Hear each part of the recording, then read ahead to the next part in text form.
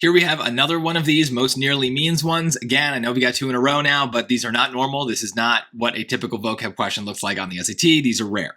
So we'll take a look. Sarah is a young student at a school in London. Sarah not only could tell stories, but she adored telling them. When she sat or stood in the midst of a circle and began to invent wonderful things, her green eyes grew big and shining, her cheeks flushed, and without knowing what she was doing, she began to act and made what she told lovely or alarming by the raising or dropping of her voice.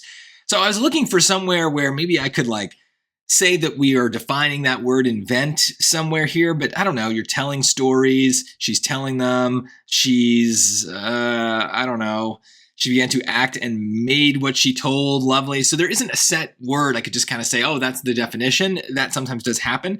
But just use the answer choices here. Is she misleading anyone? Is she misleading wonderful things? No, that means lying to them. Is she disguising wonderful things? No, she's telling a story. She's maybe creating wonderful things.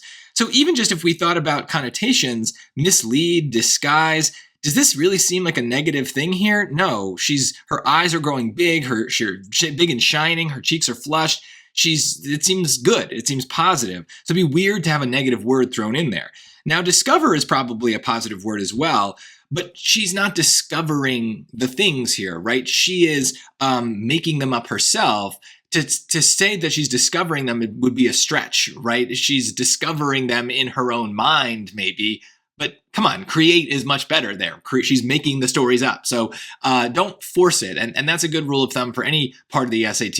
If you're between two answers and one just seems to fit better, don't force in the wrong one, right? Like you kind of know when you're doing this if there's an answer that's clearly better. Yet some people, almost out of stubbornness or kind of like defiance, like you want to argue with the test, they will pick the one that they kind of know doesn't work just because they're like, well, it could work. Yeah, but the other one works much better. So just go with C. It's clearly the better answer.